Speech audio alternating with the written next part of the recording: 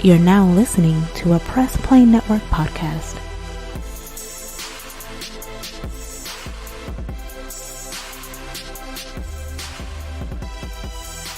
Fit your game, talk your shit, grab your gap. Fit your game, talk your shit, grab your gap. Fit your game, talk your shit, grab your gap. Fit your game, talk your shit, grab your gap, call your clips. Fit your game, talk your shit, grab your gap, call your clips. Fit your game, talk your shit, grab your gap, call your clips.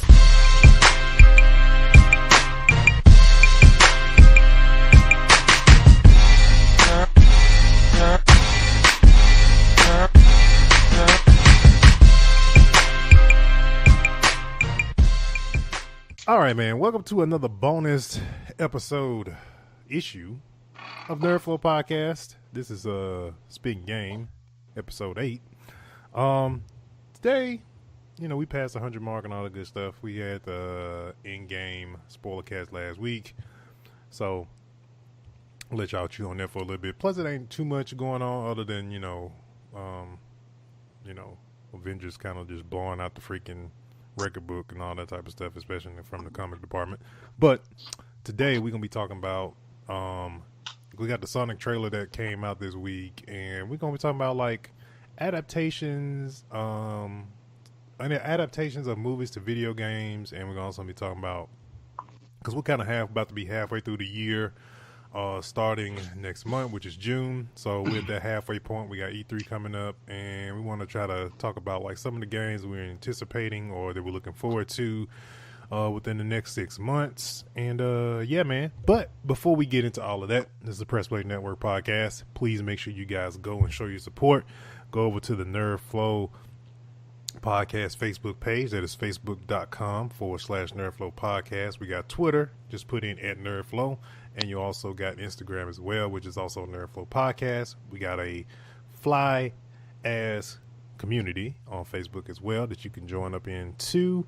And on this week, as this episode will be going up, this Saturday at 7 p.m. Central Time, we will be at Comicpalooza podcasting live. We'll be talking about the MCU and beyond. So we'll be talking about just predictions, more stuff on Endgame, kind of where we think Phase 4 is going to go with the MCU and all that good stuff. So make sure you guys tune in live on that. We'll be streaming it live either through our Spreaker or on the Facebook page. Now, this will be kind of a thing more on the lines of if, the Wi-Fi will allow, because we will be at Comicpalooza, and the past 2 years ago, that wasn't such a magnificent experience. But that's besides the point. But yeah. We'll be at Comicpalooza this Saturday, and being a Sucker Friday, so we'll be doing some lives and all that good stuff. Pictures and all that good stuff will be going up throughout the weekend. So make sure, if you are a fan of the podcast, make sure you like, share, subscribe, all that good stuff, so we can be up on what's going on at the world's biggest pop culture event in Texas. So we will be there. All right. So we had the Sonic trailer pop up this week, and it was, don't sugarcoat it. I'm not sugarcoating it. So first off, for me, I didn't even really watch it. I kind of like, oh, okay, I knew that. I saw the post. I figured it was gonna come at some point, and so I just heard more and more people talk about it. Y'all was talking about it and stuff like that. So, the biggest drawback from that particular trailer is really just the total design of the character overall, and how it didn't look anything like Sonic. That's the first part. But the biggest question about this whole entire conversation that we're having on Speaking Game is, what video games do you guys want to see turned into movies? Well, that's not the question I was asking. Okay. Elaborate. Pretty much the question I was asking is, they're starting to make movies out a lot of old games, like the same trend they tried to have in the 90s when the technology was subpar. But now that the technology is up to date, and they still making slight mistakes. Well, I ain't gonna say mistakes, slight mistakes. They still making mistakes. But could you see a resurgence of that trend again? I mean, like where they ask, like, check this out. Okay, we've seen a lot of fan-made movies, but like we can actually get a real legit Zelda movie. We can get a legit Mario Brothers movie. We can get a legit, we can get another like dope ass Mortal Kombat movie. Annihilation is in the bed of movies that we don't count.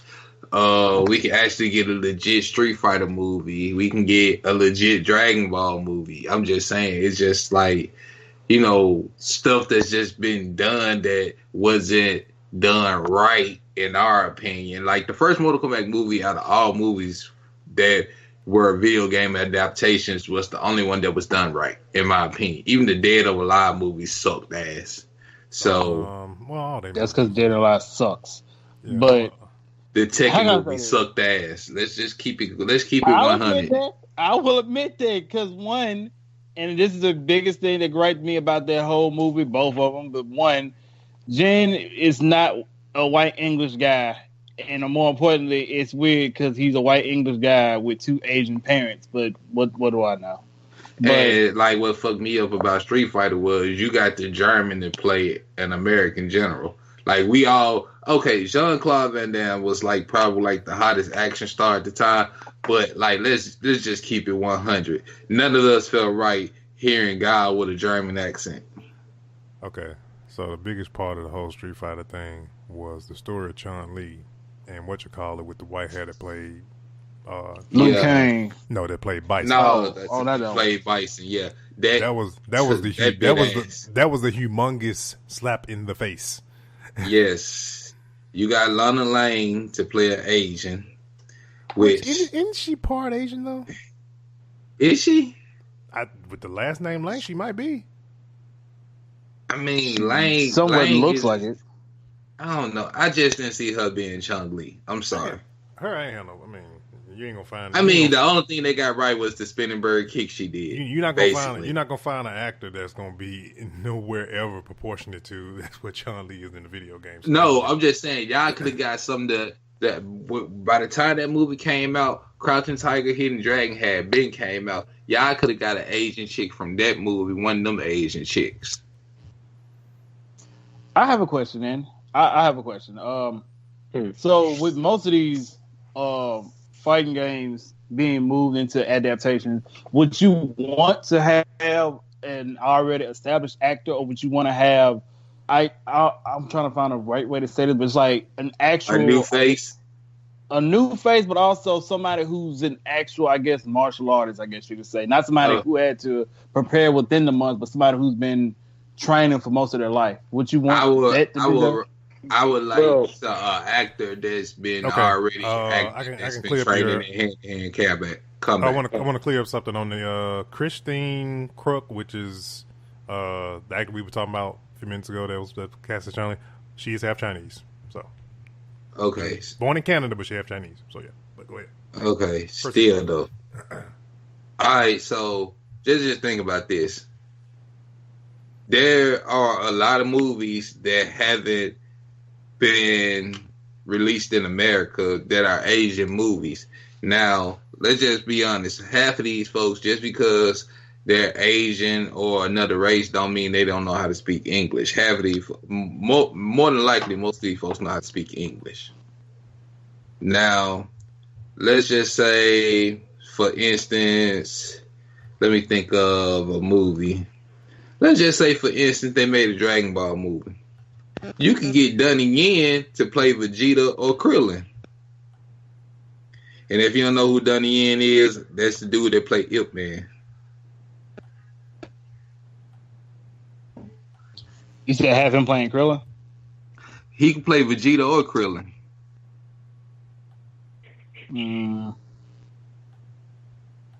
Because of his height. I'm just looking at physical attributes and fighting style. He would be more of a fighting style. He can adapt to play Krillin, which would be a little bit more subpar. But because of his fighting experience and style, he could play Vegeta also because we done seen his hand speed, which some people have said is almost his hand and foot speed is almost close to Bruce Lee's. Interesting.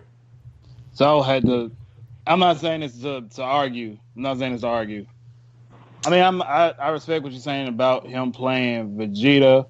I mean, I've seen Donnie Yen's work even before he was man. I can go back to I guess Tiger Cage. Yeah, I don't know. I don't know why. I just always saw him. I guess in a sense, like no disrespect. I say probably Tien, and that's just probably just me based on how Tien's style is a bit, I guess, closer to Donnie Yen's. But then again, I could be wrong. And honestly, I probably would say the guy who plays Sonic could probably be Tien, maybe. Based off play Sonny in Into the Badlands. I would see Sonny being. I could see Sonny being Goku. Goku? Yeah. Well, okay. With the Dragon Ball Z thing, okay. Well, Dragon Ball is more of a anime to movie type of thing more than video. I mean, it's a video game, yes, but it was anime first. All right, but as far as video games, say Super Mario Bros. Okay. All right, we live in an age now where we ain't got to depend on that. We ain't got to take that dumbass route that they took back in the 90s. That was a whole nother different story. Now, as far as actors, because it's Mario, you don't need an established actor. You can go and get a fresh face to play Mario and Luigi. True. But I have a feeling I know who they would get, and it would literally piss people off. Who? What's his name from King of Queens? No, they better not. Kevin James to play Mario? Yes. I know they would. They would do. They would do that purposely. They would definitely do that. And you know the picture I just got in my head with the mustache. What is it? Paul Bart Mall Cop. Mm-hmm. Yep. Oh Yeah. God, Yeah. you were lying. Yep. They would do that, bro. They would definitely do that. you still need like a better storyline. Like a movie is nothing without a good storyline. You can have all the good actors in the world to help you with the film, but if the storyline isn't there, then you screwed. Well, that's always been the problem though with a lot of this stuff is that you like these companies like they so want to try to reinvent the wheel when it comes to a lot of this stuff, and you don't even really have to. It's the story already written there for you. We just want to see that on a visual platform as a movie. We want to see the cutscenes of the game we always love, whatever game it is that we love, and just see it in a longer extended version to tell that story that we play in a video game. That's all we want. See, that's what pissed me off about the Final Fantasy movie. Like, when they came out with the Final Fantasy movie, they just developed a whole new storyline that had nothing to do with the game. Which Which one are you talking about? Which in the defense of Final Fantasy, all the stories are different for the most part, and which they have a scapegoat when it comes to those. When it comes to that, I get what you're saying about, but I mean, and on top of that, they haven't never really done a live action. They've kind of like played. Wait, they've kind of. No, I safe. know the Final Fantasy movie was animated. Which No, you one? talking about Avid? You talking about Avid Children? No, not Avid No. Children. I'm talking about. I know the one you're talking about. I know It's exactly another what one. Yeah, there's another. They had one that came to theaters Yeah, I know that what did you're that talking just straight bombed. about. Yeah, I know the one you're talking about. And then, like, I could see a Metroid movie being done with Samus. Final Fantasy: The Spirits Within. Yeah, that was. Yeah, animated. that's it. Oh, that. Like I could literally see a movie like I could see Metroid being done. I could see what else can I see being done? I would like to see a which has been in the talks for quite some time. I would like to see a Metal Gear Solid movie. I was thinking about that too. I was trying to think had they even made that yet. Because that last time I heard that somebody was trying to make a Metal Gear Solid movie, they was talking about getting Tom Cruise to play Snake. And I've heard several things. I heard they even went as far as trying to get the two voice actors, from 24, which does the voice in Metal Gear Solid 5, the Phantom Pain. Can't think of his name. Keith Sutherland. He does the voice in 5. They were even thinking about getting him, or either just using the actual voice actor because he looks like him too. When you see him in person, they were thinking about getting either one of those two to play, which is a great idea, honestly. Nathan Drake that movie's been in the work for quite some time. Mm-hmm. Yeah. I hope they do better than the Tomb. If that comes out, I hope that's better than the Lara Croft Tomb Raider movies. Like I like Angelina Jolie. I need to watch them because I know some people had some. They say it was very close to the to the new games that are out now, but it was like I forgot what the criticism was about it though. I never watched the new one, the reboot. Yeah, I haven't either. How was that one? Yeah, I haven't seen that one. I saw the old one. I saw the old ones. I never seen the new one either. There's a certain criticism that people have been saying that's about the movie or whatever. Tomb Raider I think Tomb Raider's always been a subject of not even the Angelina Jolie movies, but a lot of Tomb Raider stuff with their games and movies. The studios they have the worst timing in the world when it comes to releasing their stuff. Like they just drop their stuff at just bad timing altogether. What about this one? I don't know if I'm gonna get some crap for it, but what about a Devil May Cry movie? Do you think that's possible? Yeah, I think it's possible. It's possible. The thing is, what track are they gonna take? Are they gonna follow the anime? Which the anime pretty much follows the game, or are they gonna try to go?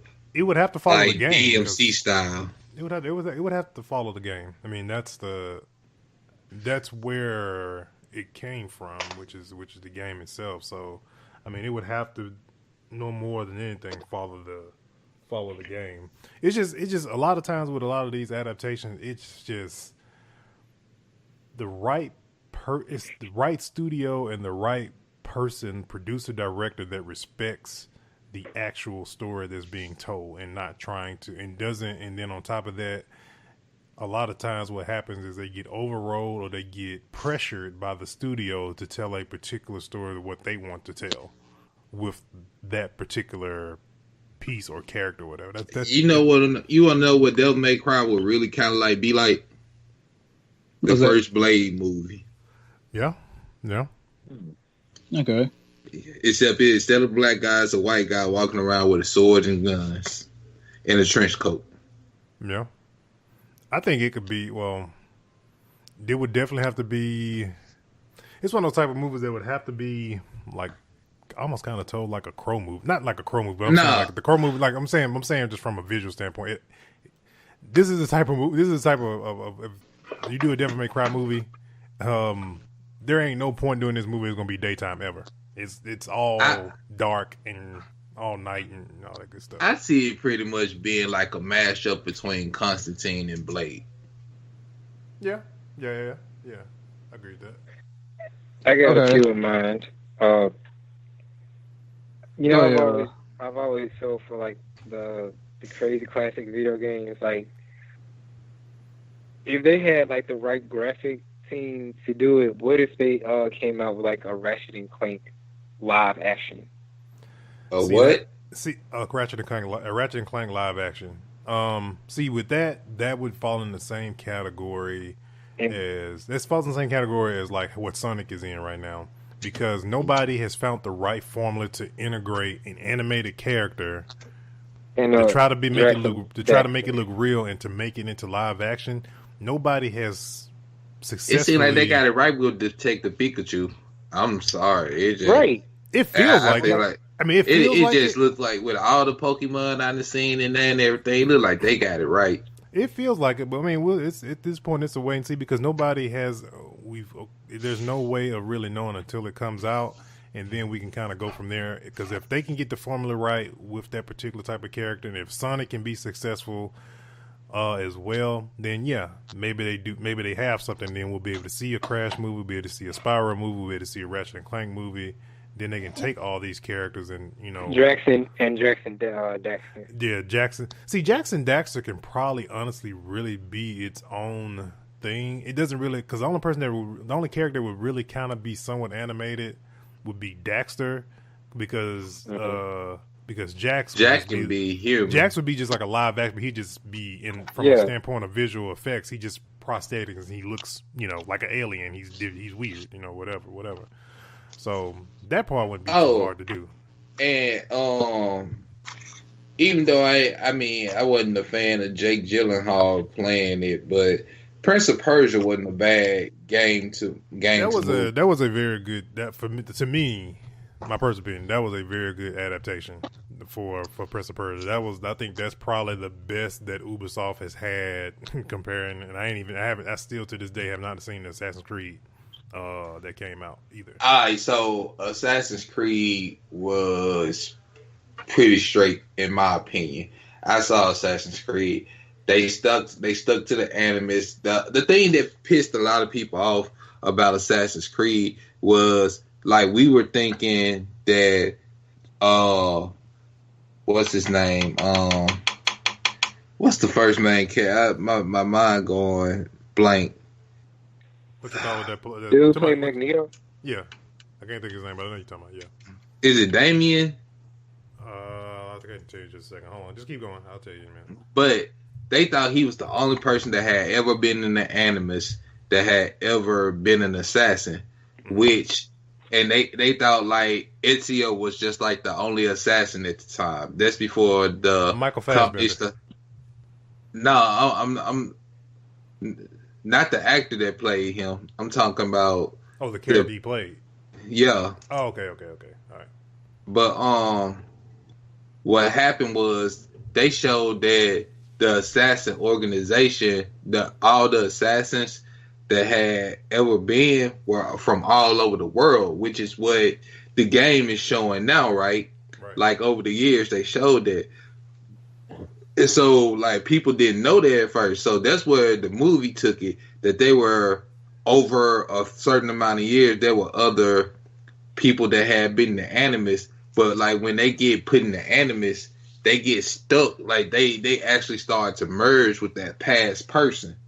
So, like, when they come back into the real world, they really starting to become the person in the past. Okay. Which kind of makes sense when you merging with a past spirit. You know what I'm saying? Right. So, like, I understood the concept they were going with. And so what happened was they came, so when they came back into the real world, they actually became the assassins of whom body they took over. And the assassin cult came into the real world.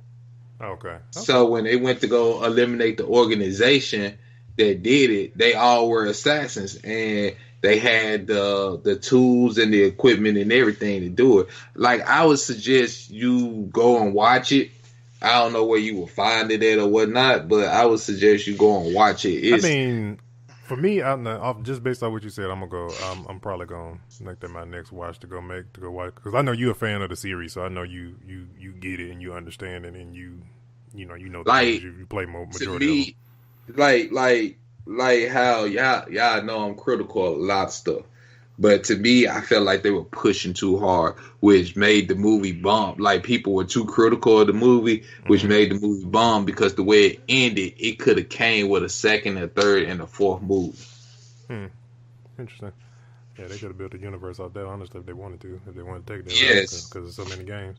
Okay, because they went. Not. From statistics standpoint, let me see what the rating is on it. I know they got backlash because of the casting. It's only so much you can do. Right, it's only so much you can do with that. So, okay, so Metacritic is 50%, Rotten Tomatoes 37%, IMDb 6.5 out of 10, but Google users 95% like this movie. It's a mixed bag, honestly.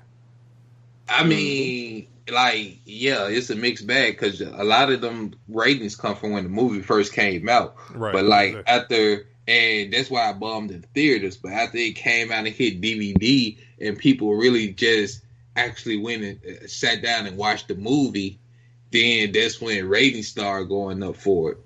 Yeah, there's a lot of thumbs. I mean, because even from a standpoint of like the star rating on IMDb, if you look at the stars, it's like 3.5 out of 5, which is still not even a bad rating to be completely honest. I mean, it's probably like that's probably, if I had to guess that's probably like in a good. If I had to put a word on it, that's kind of like still in a good realm. I mean, so yeah. I mean, it's middle of the pack. Yeah, like I said again, I like the principle. I wish that Ubisoft would better graphics what we have now. Prince of Persia, like as far as a license for Ubisoft, this would be a perfect time for them to like re-look at Prince of Persia as a game and come back out now. Now, dude that played Aladdin would have been a dope person to play the Prince of Persia. Yeah. You mean the new guy for the new Aladdin? Yeah, Aladdin. Yeah. Now he would have been perfect for the Prince of Persia. Yeah. Because I guarantee you, Jake Gyllenhaal he could have played the last. What's the last one that came? It was just called Prince of Persia on PS3. He would have been perfect to play that particular one in particular.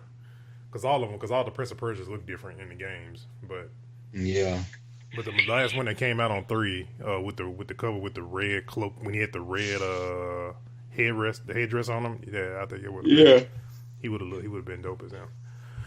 All right. So, anything else on game adaptation before we talk about new games we anticipate for 2019? No, I think that's it. My mind drawing a blank right now. Okay. So, all right. So, wait, like I said, hold up. What's wait. up? All right, I got one. This is my last thing on this on the fighting game genre. My opinion, like Mortal Kombat and Injustice, those two games, they have, in my opinion, a better storyline than any other fighting games. I was gonna say, like, they're legit like full length movies as it. That is a headache. That's a headache. I can tell that from a producer. Like, I'm not even a producer. I'm not a director. But mashing up those two worlds, that would be a hell of a headache.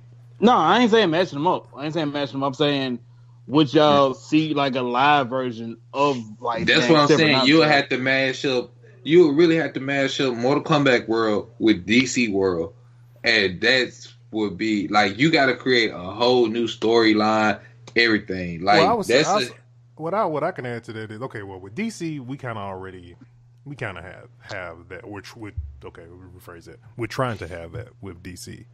Mortal Kombat, yes, we would definitely want to see a newer version of Mortal Kombat as a live action movie. But I would say if the question was to mash them up, we remember, I don't know if y'all don't remember Mortal Kombat versus DC. That game was no, we don't talk about it. That game was god awful. So we definitely would want that. Was that the kind of answer to the question? Sort of, kind of, yeah, maybe.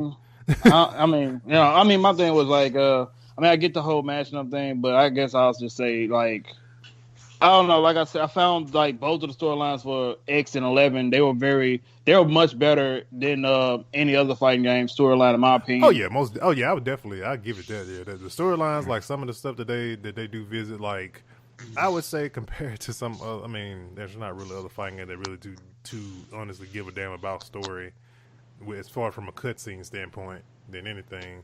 Correct me on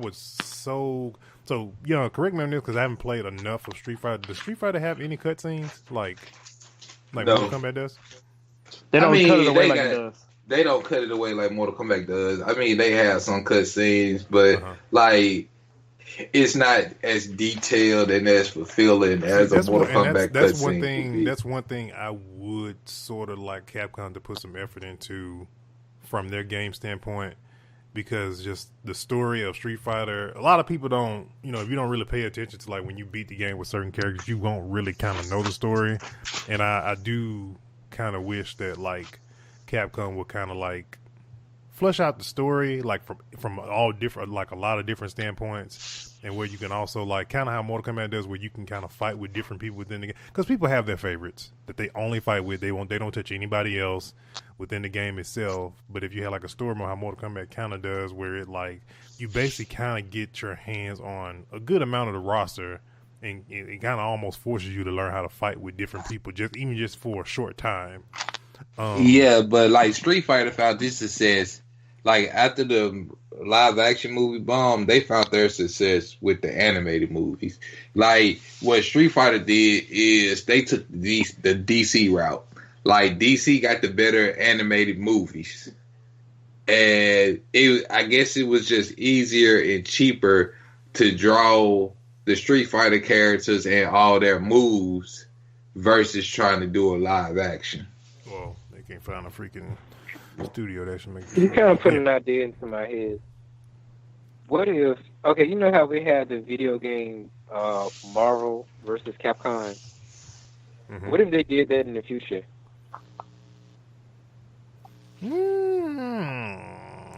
I mean, Capcom has been featured in a Disney movie before, which is Wreck-It Ralph. Yeah. But that's different though. See, they were animated then. I'm talking about like the live action characters. Like if they cast. And see, it's like trying to mash up Mortal Kombat in DC. Like it's a studio's headache. It's a license nightmare, and then on top of that is like the problem with that is like depending on what studio's involved, you know, okay, you already know because Marvel's involved is Disney, and then whatever studio has, you know, whoever Capcom wants to give rights to produce or whatever, they kind of like work with another studio, the royalties and all that stuff is gonna be freaking it's gonna be a freaking nightmare. Now, I ain't gonna lie, I would like to see I would like to see the Street Fighter universe with some Disney money behind it. Yeah, no, for sure. Shoot, even if they were to like just get the licensing for it to make some actual TV shows. Yeah, like the Go 90 show, like the Street Fighter Go 90 show. Yeah. That was dope. That was like as far as live action, that was better than both of the Street Fighter movies combined.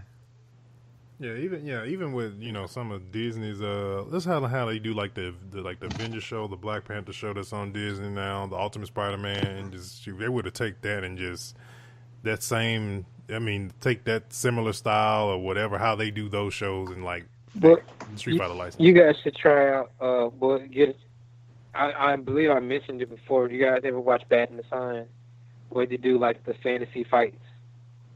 It could be like any character, like a DC versus Marvel, or just any character. You could think of as like a superhero or a supervillain versus any character. Yeah, I saw the BS when they had the White Ranger beat Scorpion, and when they had the Green Ranger beat Ryu. I just did not see that. That just was dumb on all. But they come with alternate endings, so it's really, if you watch both endings, it's really how you want it to come out. Yeah, that's right. They do give alternate. Yeah, they do give alternate. Okay, let's move on. New games coming in 2019. So, like I said in the beginning of the show, we are about halfway through the year, which is kind of crazy. We're already freaking in June, or about to be in June pretty soon.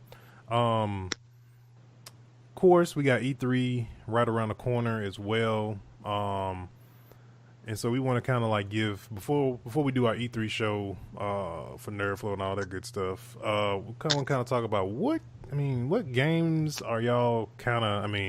Because really right now we don't really know a whole freaking lot about the back half of the year right now. Because the only thing we really know at this point is Borderlands 3, which is September 13th. We know we're gonna get a Call of Duty license. And yeah, that's it. Well, I was on the internet searching, and on Twitter I saw something. I'm pretty sure I can't find a tweet anymore, but it won't come out this year. But it's looking for a 2020 release that Arkham Studios is working on the new Batman. See, I heard about that, and I heard it got debunked, and they're saying they're not working on anything. And this has happened before, actually. That They said that about the last Arkham game, that they weren't working on anything. well, they said that like last year because somebody leaked out some information right before E3 because I think WB was going to do because they're a WB studio and they were going to come out and do something of the sorts. And somebody came out and like released full blown detail of the actual game, and it was like something to do either I think I remember correctly it had something to do with like the Batman license or either like a DC license type of game, and it never materialized. Nothing ever came out about it. And but to answer your question, yeah, it was supposed to be a game called Outlaws that just has to do with Arkham or whatever. But they came out as recently as this week when that kind of dropped out at the beginning of the week that was not a thing that's happening right now. I don't know what that. I have no clue what Rocksteady is doing right now, honestly, because I'm just saying that whole system that they have with Shadow of Mordor, the basically the Arkham fighting system that they put in Shadow of Mordor, the Nemesis system, which Ubisoft has also picked up on their own in Assassin's Creed Odyssey and stuff like that. Those two things that they have innovated is what makes their games like really great. And it would be really stupid for them to not, continue to use that license and give us it can be a Batman game. It can be honestly, it should be a Batman game, to be honest, with the Nemesis system.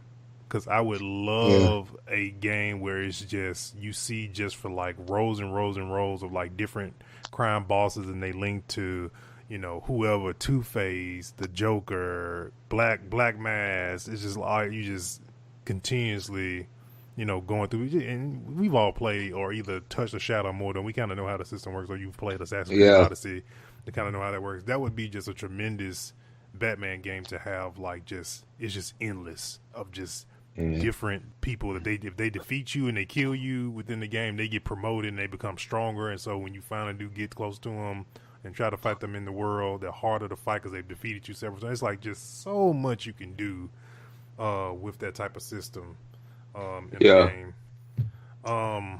So I got the list of upcoming 2019 games right here. So I'm gonna go through them and y'all give me y'all opinion on them. Okay. So first is Total War 3. I've never played not one Total Wars. That's an RTS.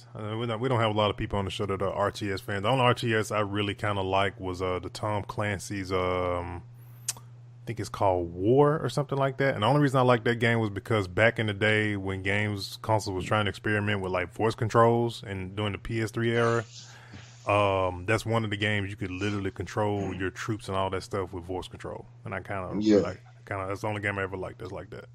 Go ahead. All right. So then you got Crash Team Racing Nitro. Yep, that comes out this week. Is it this week? I think it's this week. Yeah. All right. So that might be dope.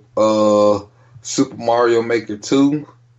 Never played the first Mario Maker, so but my niece had it and she loved it. So that's the one you create your own board. And you can create the difficulty and everything. You can make it look like classic Mario or up to date Mario, or you can mix it in between both or whatnot. Mario Minecraft or Mario Little Planet, whichever you prefer. Yeah. All right. So Marvel Ultimate Alliance 3. Yes, I forgot about that. That's I think that's like so. To answer the question about the Crash Racing, June 21st. That one's going to that's going to be the release date for that one. No, it said Marvel Ultimate Alliance 3. Let's see here. Marvel Ultimate Alliance 3, the Black Order. It says 2019. I think I remember hearing or seeing like July. I think that's fall. Oh, I thought that was fall. I heard July. Oh yeah, here we go. July 19, 2019. All right. Then you got Wolfenstein Youngblood. I might get that a gander. Which is supposedly in storyline, if you've played Colossus, it's supposed to be his daughters that will be born within the game, and it takes place like years into the future. Then you got Astral Chain. Phoenix Point, Okay. Borderlands 3. We already talked about it. I saw the game. So Borderlands 3. I saw the gameplay. Have any of y'all ever played a Borderlands game before? I have several, and I know a good friend of ours, me and Young's, Rob Mack, plays this like a year round. Yes, he does. Yes. But yeah, Snap or Briario, have y'all ever played it before? No, I've seen it, but I haven't like played it. Got my hands on We it. should. Okay, let's. I wanna. If we can make this possible, because the thing about Borderlands is it is one of the only couch co-op games you can play with 4 people in the same room. 2, it's a 4-player game that we can play online together. And on top of that, it doesn't even matter. Like, the cool thing about Borderlands is that I would say it'll be drastically different. Like, for example, to give the example of a looter shooter like Destiny, is if, let's say, if Young came into the game late and picked it up like months after we did, we can actually go do missions together. One, with Borderlands 3, it scales down to whoever is the party leader is one thing. But 2, if me and Snap got high-level weapons, we can just drop our weapons on Young, and Young can easily get some high-level weapons. That's what I've always liked about Borderlands and stuff like that. Like, you got people that you play with at a high level, you want to get some high level, some better stuff, and if it's something they ain't using no more, they can literally drop it straight to you, and you can pick it up and put it in your inventory. Oh, that's dope. Yeah, so yeah, I would definitely want. September 13th is when it comes out. I would like that to be a game that we can probably all jump into. Another game that I was thinking about going back to the Marvel Ultimate Alliance 3 is another one. It is a Switch exclusive, and most of us have Switches now. We could do that too. I will be bringing mine to Comic Palooza. So yeah, I mean, I would definitely like for those 2 games for sure. Marvel Ultimate Alliance and Borderlands 3. That can be something we can all we can definitely like on launch day or something like that. Do a stream of all of us playing that together. We can get down with that. So and the last game that they had on the list was Star Wars Jedi Fallen Order. Yeah. Which saw the trailer. We don't have a whole lot of information on that, but it's done by I think it's BioWare is doing it, I believe. I think it's a BioWare game. And this is a game that we've been kind of waiting on for some time now. The license that EA has had for quite a minute. It's supposed to be a single player experience, from what I understand. So I mean, we'll see how that does. Just hopefully they don't put it out at the wrong time, where it's something else that can kind of overshadow it, because EA has a tendency of doing that type of stuff. Like, it's not BioWare. It's Respawn. That's actually did this title. I forgot it's Respawn. But hopefully they don't do that. I really want a console Star Wars game that was like Old Republic. I loved Old Republic. Thank you. You picked my brain as I was talking about the Star Wars game. They the storyline in Old Republic is so great, y'all. God! If they want a game that's like, as a hobbyist, for you to continue to pick up on a daily basis, just make Old Republic on console, MMO, and up to date it with better graphics and all that good stuff, and bam. Even if they wanted to continue the Star Wars franchise after this, they can go back and use the Old Republic storyline. Yep. Like, I was talking about for like movies. Like when they started talking about the twins and stuff like. Now I ain't talking about the solo twins. I'm talking about the first. I forgot their name. I'm talking about the first set of twins. Like one was for the light and one was of the dark side. One was of the light side. Like it was. They weren't. This is before Jedis and everything. Like this, it was so dope, man. I just was. No, trust me. I never got a chance. I never was into like RPGs back then, but everything that everybody talks about Old Republic, man, I would if they would have come out one, I'd be down with picking up one of those myself. A console Old Republic would be so great, and if they do it like they do the new Final Fantasy games, like that type of RPG, it would be perfect. Yeah, I so agree with you on that one. let's see. Is there anything? I mean, as far as aside from anything we kind of know about, I don't want to get too deep into E3 prediction just yet because I want to say that for the show that we'll do. But anything that you kind of like hope that's maybe going to be this year that you would like to play to get your hands on this year? I know what I want isn't going to come out this year. Yeah, but Final Fantasy VII is, yeah. I wasn't even thinking about Final Fantasy VII. Really? What was it? Because they already talking about it. Heavenly Sword 2. So, Heavenly Sword, that is probably going to end up being an Xbox exclusive. If that I haven't heard, I have not heard myself personally that there's supposed to be a sequel to that game. But if it were to be, there's probably going to be some fuckery going on with that one. Because the only reason I say that because Xbox now owns Ninja Theory. It's an Xbox first party studio. So if it were, even if they came out with a new Ninja Gaiden game, it'll be straight on Xbox. With Ninja Gaiden, that's Capcom. It's Capcom, but Ninja Theory Studio does it. I mean, it just really just on that one. It kind of really. I mean, we could. It's that's hard to say because just how this generation of console is trying to be, and if the whole thing that we talked about a couple weeks ago, which we haven't heard any more murmurings of with the whole Yoshi thing, if